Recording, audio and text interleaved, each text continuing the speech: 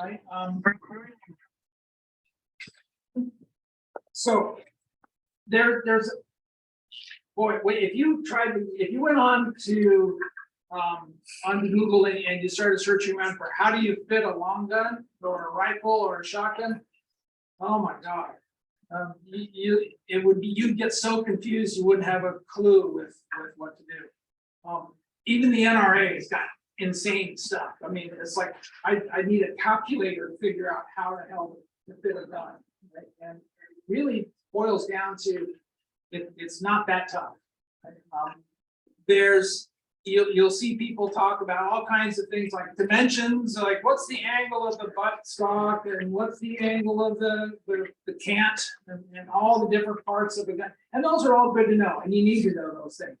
But really, when it comes down to in the way I work with it is two things. One is the length of pull. That means the distance between the butt of the rifle and the trigger. Okay? And the other one is head position. That's it. We get those two locked in, and the rest of it all depends upon the type of gun, the activity you're doing with it, and what it is. But you always want your head in the same position, and you always want that length of pull to be right for you. Right? So if you go online, you can find all kinds of like 10 steps to figure out the perfect length of pull for yourself. What I do and what I was taught and learned, and it works, I've never had it fail. And that's take your arm, hold it out at shoulder height, 90 degrees, grab your rifle, grip your rifle so your hand grip is comfortable where it's supposed to be, and you're able to pull the trigger. The buttstock should be right resting on your bicep. That's it. If it's too long, shorten it. If it's too short, lengthen it. There you go. All this stuff about, oh, I'm going to put it into the pocket of my shoulder and I'm going to curl it forward and I'm going to move forward and then I'm going to tip my head over and then I'm going to find my, if you're using a scope or high relief and it's like, really? What happens if you're wearing something different? And so I've done a lot of work wearing a full-blown kit, and then I've done a lot of work with just this, right? So, and really that length ends up being just perfect, whether I'm using a pistol caliber carbine or whether I'm using a precision long rifle. It works great. Right? There's another part about it's often termed as your natural aim point, and that's they tell you to square up and then line the rifle right up so you're 90 degrees, and then you're good. This is how you're going to determine whether or not it fits right or not. And the teachers that I've had really take it down to close your eyes, hold the gun naturally, and then open your eyes and see which way it's pointing. That works for you, especially in the prone position where you start with precision rifle. Right? So you lay down, you don't even have a gun. You're on the ground, and then you have your friend mount the rifle on you, and then you figure out what feels right, and that's your natural point. Same thing with pistols. A lot of people have a dominant eye that's not necessarily in line with the right hand or left hand, and they're trying to line it up and they can't quite figure it out. You work with them to figure out what is the natural way they line up. Right? I know one guy's an excellent shot. He's left eye dominant, right-handed. He still manages to hit better than I can. It's like, I don't know. So the other thing about, and then your cheek goes on to the crown of the stock, right? So you've got, I didn't have time to put pictures together. You have this, the right underneath your cheek weld, whatever you call it, right? And you're gonna,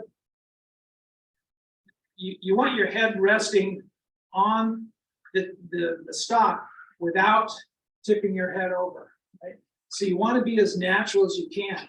If you're doing long distance precision rifle, you're actually going to rest the whole weight of your head on it when you're figuring that out. It's not just just, oh, I've got it touching, right? You actually lay your head down there like you can take a nap. I don't know what it is for shotguns. But I do know that there's a thing called drop, where the barrel and the top of the stock it drops lower. If you have a rifle with a scope that has a large optic or something like that, that scope is going to be mounted higher off the barrel than what the stock, maybe in a normal position, is going to let your eye get up to. Right? So you end up lifting your head up. What you want to do is raise that up, the stock up there, adjustable, or you get a heat pad and you add it to the stock so that you get your head up there and rest your head fully locked in right in here, and you're able to see through your scope. Right? And then you line the eye relief. The distance between the scope and your eye is so that the scope doesn't have any shadow around the side, and you can see through it. I was going to bring a scope. I discovered a new scope. I've got some really cool scopes we use in tactical. It has eye relief between 2 and 9 inches. Holy moly! Normally it's like half an inch, right? 2 and 9 inches. I feel like I'm going like this. I can still see. Mm-hmm. So it was fun. Okay, so you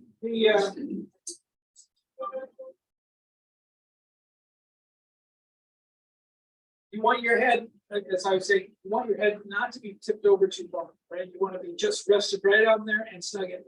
A lot of people say between the back of your hand when you're gripping the stock there, right?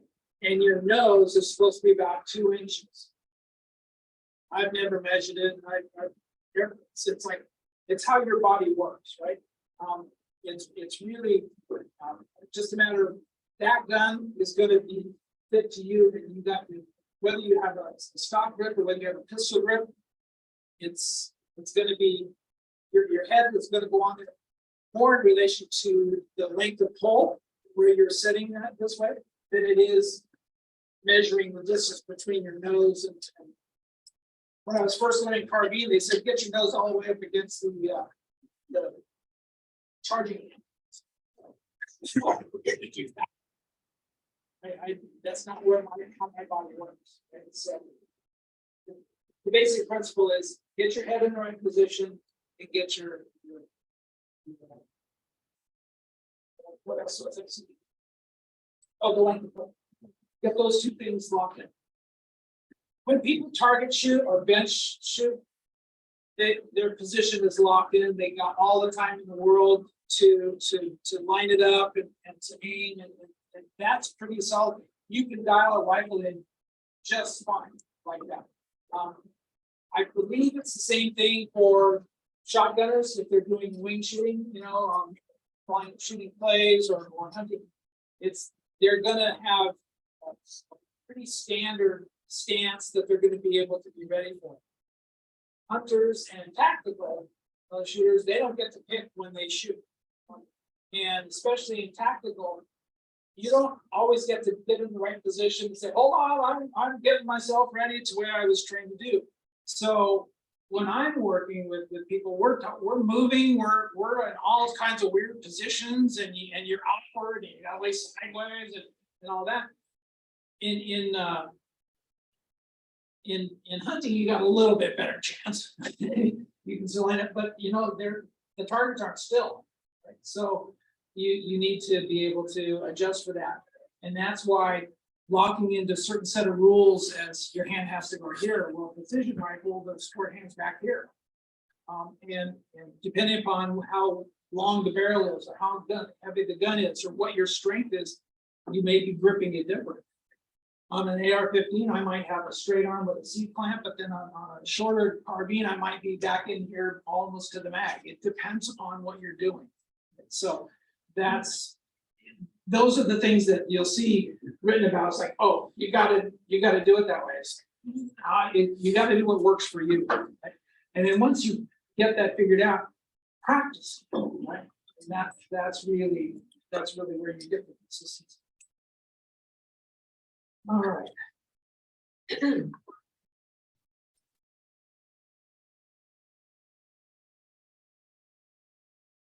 there's a lot of talk about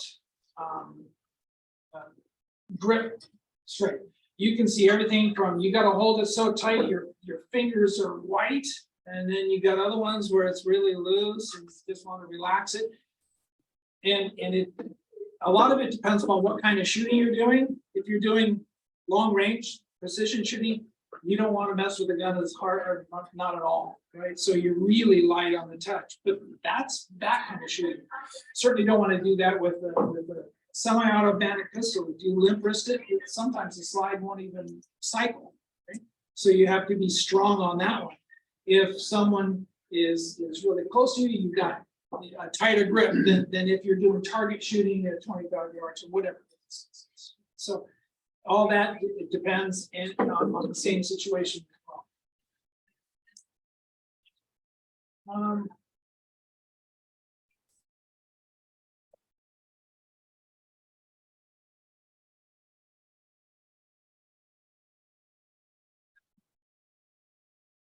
Okay, and the last thing I'll say on that is repeating myself, that you have to make sure that the comb on the rifle, the part you rest your cheek on, it has to be high enough up for you to get good sight acquisition. Right? That's really those two things. And that's pretty much what I was going to talk about in the fundamentals of fit, right? Or look like this. If you're shooting a specific kind of rifle or activity, that's when you really apply the rest of it. How your support hand goes, what position are you shooting from, how do you use a sling if you're going to use a sling. It all makes, those are all individual things that we'd spend all day talking about. Anybody have anything on fit questions? We doing okay?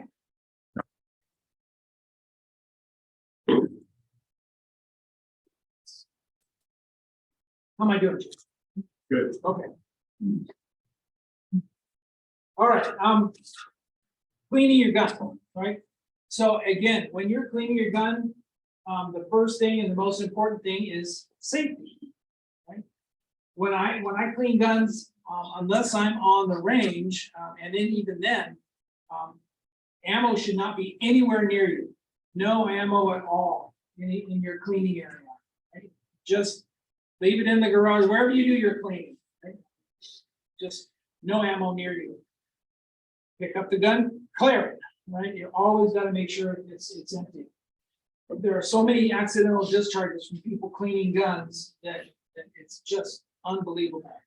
And you really just make that habit. Every time you pick up a gun you haven't had direct control of, clear it. And that's it.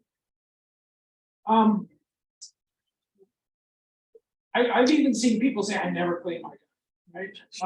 Yeah. I really have. Yeah. And it goes all the way from clean your gun, I never clean it, all the way to, I clean it every day whether I need to or not. So, and it's in between. Of course,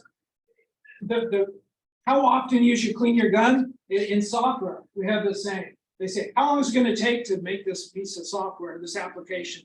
And the answer is always depends. Right? And if someone asks you, how often should I clean a gun? It depends. Right? You clean it as often as it needs it. Right? It's having a gun that is the bore is completely copper free and completely cleaned out is not necessarily the best thing. Right? Guns shoot better when they're a little bit dirty, let's say. Right? Typically around 100, 200 rounds is when some precision rifles they'll go, okay, I'll clean it now, but I'm not going to clean everything. Right? And what you're looking for is consistency in how the ammo or the bullet travels through the barrel, especially when you're talking about that. A really clean barrel shoots different than a really dirty barrel, right? And so what you want is what's in that middle range for that consistency. Now, if you're shooting tactical or shooting, it doesn't matter, right? You just want it clean. Right? But if you're talking about a precision rifle or gun, it's really important that you find that balance that works for you. One of my favorite, Ryan Kleckner is a guy that I got my FFL through.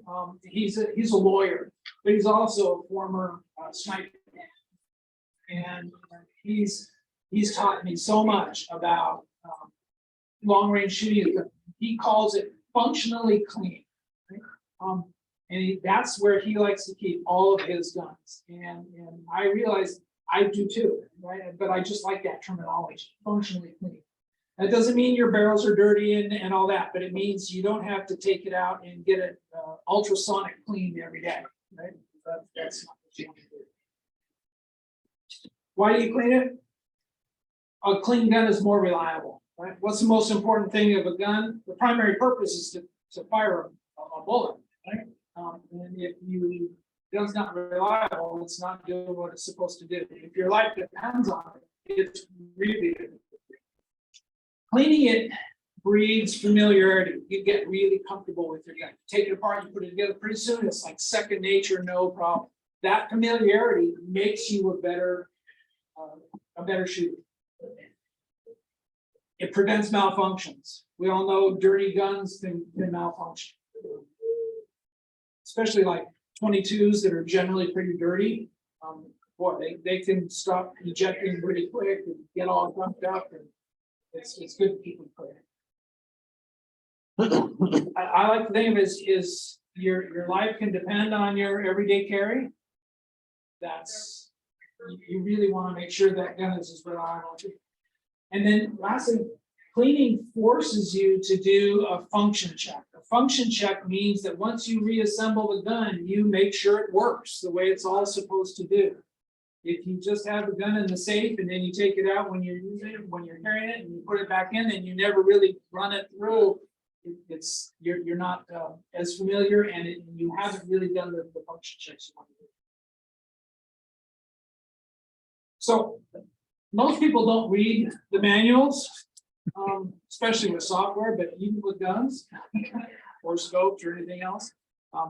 So most manufacturers will recommend what the proper lubrication and cleaning of your gun should be.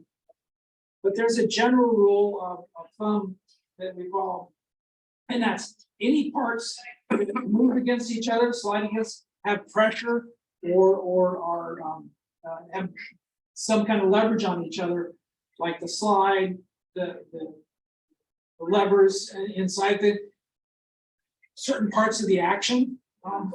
All those need some kind of lubrication, and that's where you put it. It is very possible, and very often I found a YouTube where a guy was actually dunking his gun, his AR-15 receiver, in oil and pulling out and saying, "See, it's good." I should have saved it because it would be a great. Don't ever do this. Right? You can you can over oil a gun, right? One of my gunsmith teachers says it's one of the biggest mistakes is over oiling firearms. Right? It's literally one of the biggest mistakes. Oil can get into the stock if you have a wooden stock, right? It mess up the finish on both the stock, and it can also ruin the finish on the gun.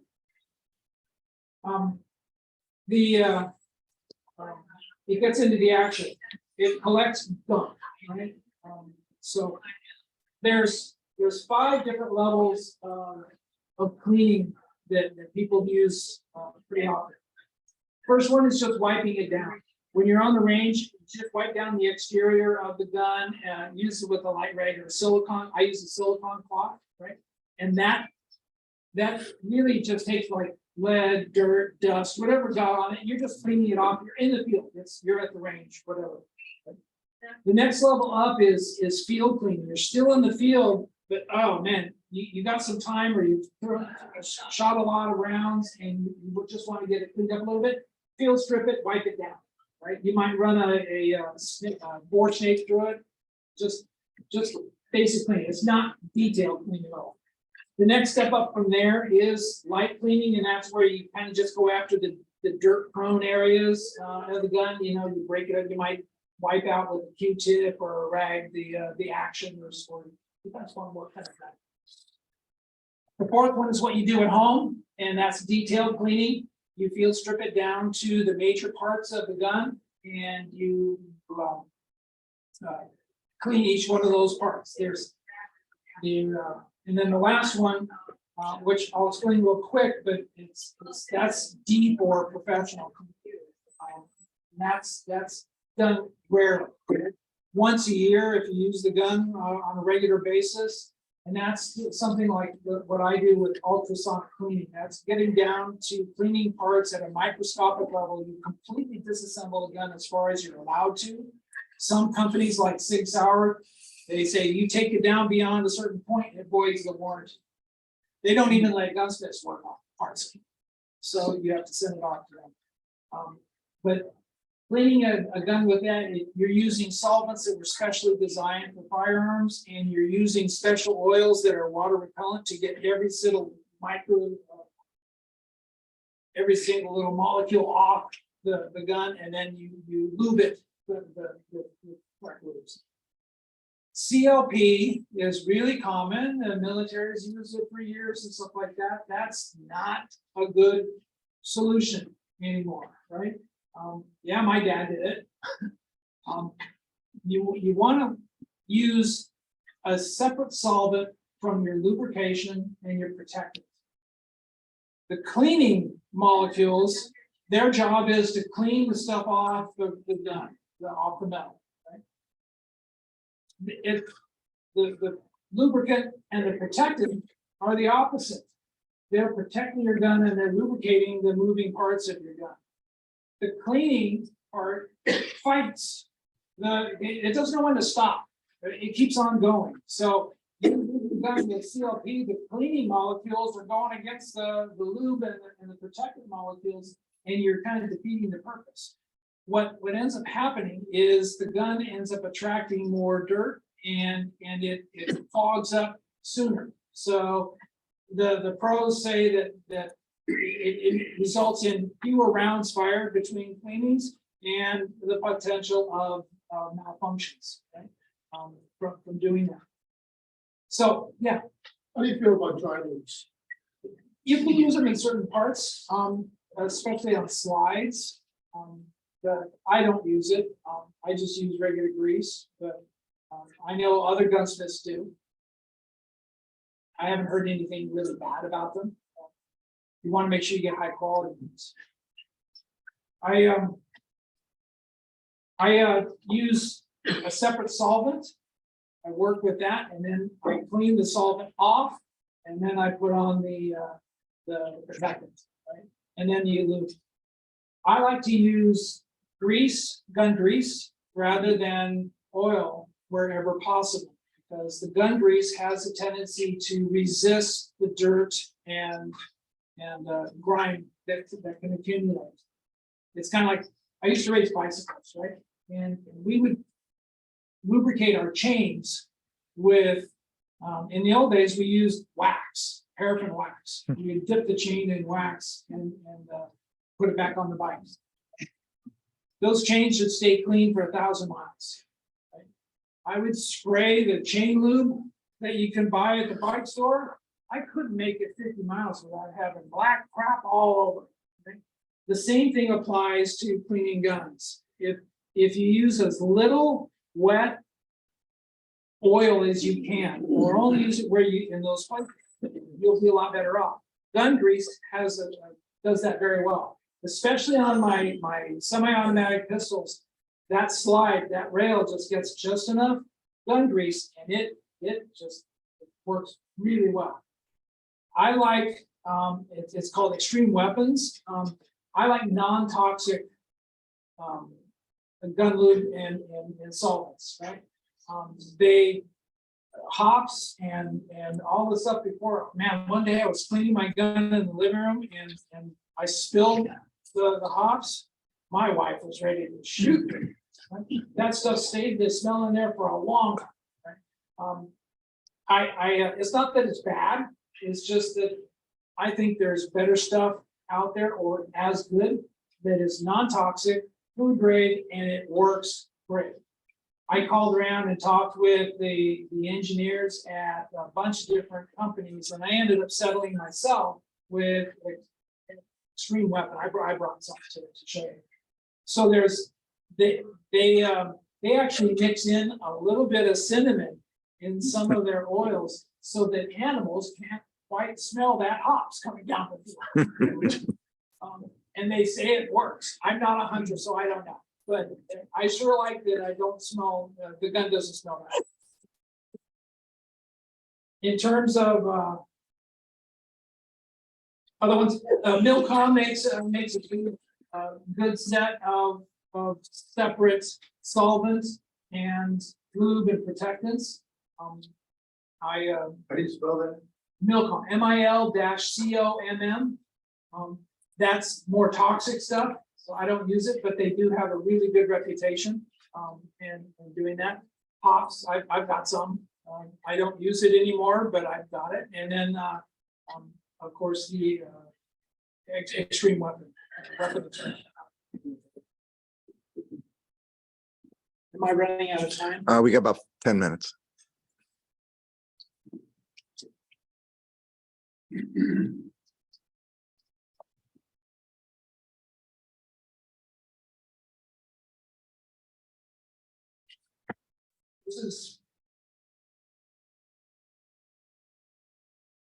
So this company is called Weapon Extreme, but they have Weapon Shield, they have their grease. This is a grease gun. This is a little bit of spray that you can use on their solvent, and then this is their oil, a little needle.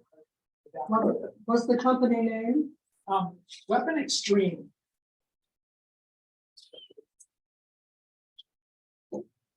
Odd name. They're very good. Silicone claws, they work great. And there's another one. And then if you don't know what a snake bore is, this is what a snake bore is. You drop it down through the barrel and then you pull it through. So it's got a little bit of a brass brush. You can put some lube on the gun itself and then just pull it through. Do it about 3 times. Yeah. Do you have a recommendation for corrosive ammo? Repeat the question if you would. Yeah. Do we have any recommendations for corrosive ammo? Don't use it. Throw it away.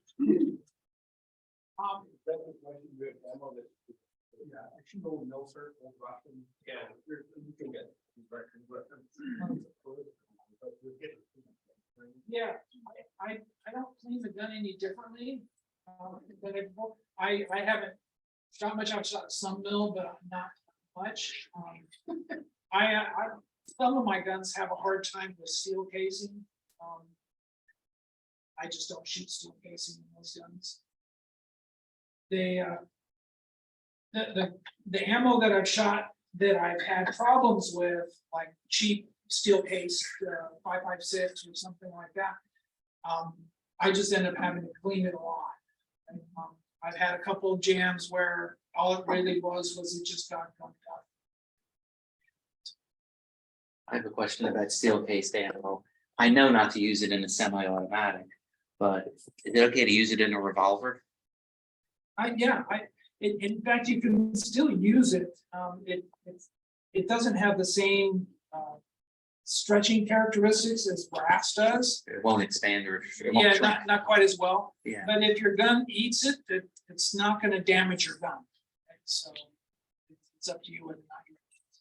I've had people give it to me and it's like, okay, I'll shoot it, but I'm not gonna go. With that snake board, you put oil on it or you put cleaner on it? And put it through. I put I have 2 of them. Okay. So I run solvent through. Okay. But I like to use the solvent with the regular brass and on the brush. I don't necessarily use a snake board for that. And then lately I've gotten more in the habit of just using a snake board to put the oil back in the barrel. Oh, okay. Go ahead. You apply the extreme weapon grease, use like a syringe, Use a Q-tip, use it like a dental tool. Good question, good question. It comes in a syringe. So, and it's just a little tiny hole in you, and I just put a couple drops, especially like on the inside rail of the slide. And I take the edge of a credit card and I run the credit card through there to line to get the grease to just spread smoothly through it. And then I can take the. Are you only applying it on the slide? Only in the slide group, only where the slide, where the metal slides against each other. That's the only part that needs it. And so the other parts, you want to put a protectant on, silicone or light oil. You don't want to, you're just preventing rust. You're not really, it's not doing you any good other than maybe making fingerprints stick. Go on Amazon, they have all that, those products, string up and. Yeah. And et cetera. Yeah. Great. Yeah, it's up there. So when I have a shotgun, sometimes I see flame coming out of the top. Is that because there's residue in the barrel? Coming out of the top. After I shoot? After I shoot, it's kind of a flash, yeah. Yeah. What's the At cost? the muzzle. At the muzzle, yeah. Yeah, then You got powder in your Yeah. shot probably. So is that, could be, I don't know how long your barrel is or what type of ammo you're shooting. Mhm. It's really common for me to get big flame on 16-inch 308. Mhm. It just, if the powder hasn't burned all the way off, it's gonna flame. So But it's not because of the dirt in the barrel necessarily? No. No, okay. It doesn't. And then, do you have a choke on it? Yes. Yeah. So sometimes that'll concentrate it a little bit to get a better pattern, whatever distance you're going after. But it's, I never worry about flame coming out that end.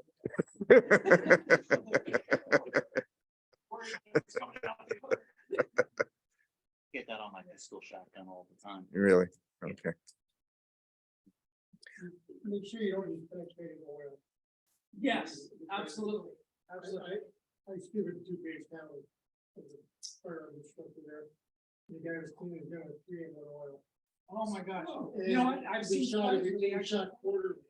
So between the shoot the qualifications, the oil had penetrated into his primers.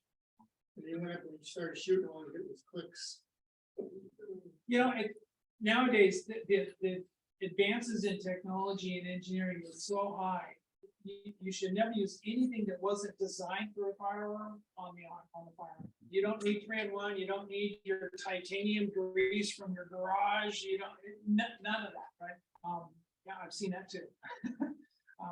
But it's you're right, penetrating oil. You know what we use a lot in gunsmith school is a simple green. To clean. It's really effective and that's what they use. I use a special engineered chemical compound for solvent that basically goes 8 or 9 ounces into a gallon of water in the hypersonic, ultrasonic cleaning, and that stuff is made for firearms. It's like they know what they're trying to get off the gun, and then you dip it into another solution that actually pulls all the water, right? And then you get to work with the oils and protecting. So they're all designed for firearms. You're right. Don't use 3-in-1 or WD-40. That's the other one. Break foot. Yeah. We have time for a couple more questions. Let's go ahead. Where is your gunsmithing office located? It's in my house, and I live over in, right behind the Chibola Vista Resort. In that neighborhood. Do you have any of your business cards with you? I got a stack, yeah. Okay. Got a question? Go ahead. I just had a question about lightening a trigger pull, okay? Is it possible to oil, put a little bit of oil in there to loosen the trigger pull with the new gun? That's generally not what you want to do. That's not- You're gonna be changing spring tensions, and Right, it depends on the gun. I know, So I so can your read revolver, to you and. yeah, the new revolver you got is not something you typically want to go out. Okay, okay, thanks. With my revolver that I carried when I first was a law enforcement, I had a 20-pound bull on the trigger. It was like. So, but it's really important. If you're target shooting or you're precision shooting, you're gonna lighten your trigger up to 2.5 pounds or something like that, maybe a pound free travel. Those are light, those are triggers. New York Police Department and other police departments require at least an 8-pound pull. So if they buy a stock Glock, they actually have to put in a different trigger action so that they have an 8-pound pull rather than a 5.5. Right? And you want that because in a defensive situation, you want the gun to go off when you want it to go off, not when you just happen to jerk or trigger or twist. So there's a thing called sympathetic contractions where you squeeze these fingers, but this finger also moves, and it even works both hands, right? You might do that with the left hand and your right hand's pulling. And if you have a light trigger or a really fast reset on the gun, you'll end up having double taps or the gun goes off when you don't really plan for it. So I like a stronger trigger pull, 5.5 to 6 pounds for myself, but and we call it a wall, but when the trigger comes back, it hits a resistance, and we call that a wall, and then it breaks really clean. That way you know it's going off when you want it to go off. Other people just like single action, just really pop, it goes. So it depends on what you're using. Great, let's thank John Brooks very much. Nice presentation.